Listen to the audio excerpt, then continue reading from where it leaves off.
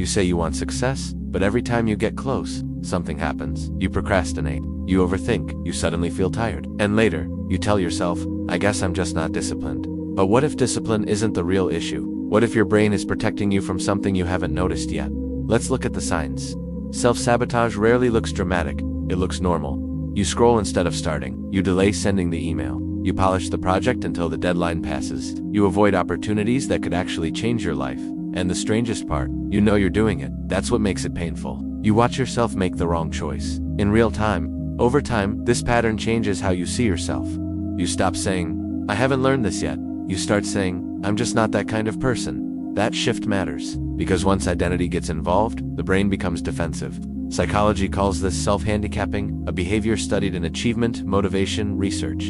Instead of risking failure at full effort, you create an obstacle. That way, if you fail, you have a reason. It wasn't me, I just didn't try hard enough. But why would your brain prefer underperforming over succeeding? That's the real question. And the answer isn't laziness, it's protection. You are not broken. Self-sabotage is not a character flaw, it is an adaptation. At some point, your brain learned that success equals risk. Risk of judgment, risk of visibility. Risk of expectations rising, risk of losing comfort. So your nervous system built a safety strategy. It's clumsy, it's frustrating, but it's protective. The problem isn't that your brain is weak. The problem is that it's overprotective. And once you see that, something changes. Because now we're not fighting you, we're understanding you. But to change it, we need to understand the mechanism. Your brain has two major systems constantly negotiating. The reward system, largely driven by dopamine pathways, pushes you toward growth. The threat system, centered around the amygdala and stress circuits, scans for danger. Success activates both. When you imagine achieving something big, dopamine rises. But so does uncertainty. And uncertainty is interpreted by the brain as potential threat. Here's the metaphor. Imagine your brain is a smoke detector. It doesn't detect fire, it detects smoke. And it would rather go off unnecessarily than miss a real fire. So when success introduces unknown outcomes, the alarm rings. The mental model is simple. Growth equals uncertainty. Uncertainty equals possible threat. Threat equals avoidance. Avoidance then reduces anxiety temporarily. That relief feels good. So the behavior gets reinforced. This is classic operant conditioning. You avoid, anxiety drops. Your brain learns. Avoidance works. That's how self-sabotage becomes automatic. Now let's look at the signs this loop is running your life. We won't just list them, we'll understand them. 1. You procrastinate on important tasks, what you do. Delay meaningful work, but handle small low-stakes tasks. Why it works in the brain. Big tasks trigger threat circuits due to uncertainty. Small tasks provide quick dopamine without risk. Example, cleaning your desk instead of applying for the promotion. 2. You overprepare but never launch what you do. Endless planning.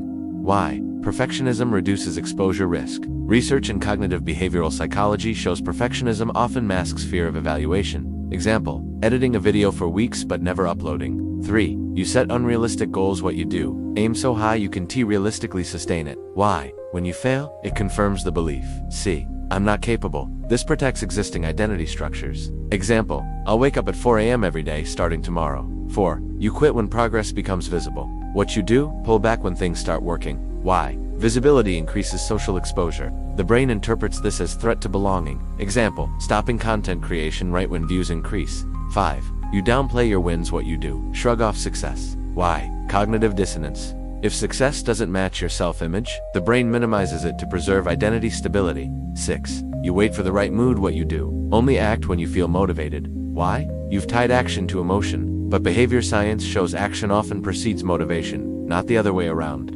7. You surround yourself with lower standards, what you do. Stay in environments where growth isn't demanded. Why? Social comparison theory. Being around low challenge protects ego. 8. You overconsume information, what you do. Watch, read, learn, but don't execute. Why? Learning gives dopamine similar to progress. It simulates growth without risk. 9. You say I'm not ready yet. What you do? Delay opportunities. Why? The brain prefers familiar discomfort over unfamiliar possibility. 10. You create drama before milestones. What you do? Pick fights, start side problems. Why? Emotional chaos redirects attention away from performance anxiety. 11. You tie worth to performance. What you do? If you fail, you feel like a failure. Why? Fixed mindset frameworks. Carol Dweck's research show identity fusion with outcomes increases avoidance behavior. 12. You secretly fear success. This one is subtle. Success changes relationships. Expectations rise. People notice you. Your nervous system asks, will I still belong? Belonging is survival level important. So sometimes, staying small feels safer. Now here's the shift.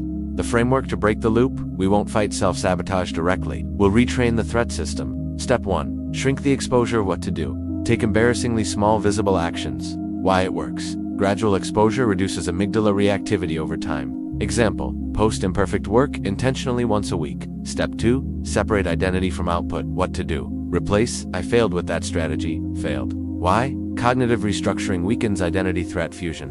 Example: after a bad presentation, analyze tactics, not yourself. Step 3. Schedule action. Ignore mood. What to do. Act at a fixed time, regardless of emotion. Why? Behavior first loops create dopamine after action, not before.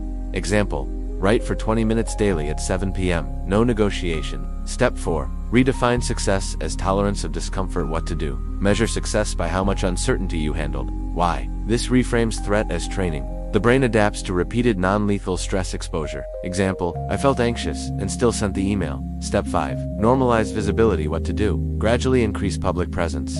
Why? Socialthreatcircuits.com, when repeatedly exposed without rejection. Example: share small opinions before sharing bold ones. Here's the simple model to remember. You are not fighting laziness, you are retraining a smoke detector. Every time you act despite discomfort, you teach it, this isn't fire. Self-sabotage fades not when confidence appears, but when your nervous system learns safety in growth. And safety is built through repetition, not intensity, repetition. You don't sabotage success because you hate yourself. You sabotage success because your brain wants you safe. And safety once meant staying small. But you are not in that same environment anymore. You can grow now, slowly, quietly, without drama. The next time you feel resistance, don't ask, "What's wrong with me?" Ask, "What is my brain trying to protect me from?" That question changes everything, because once you understand the protection, you can choose growth without fighting yourself.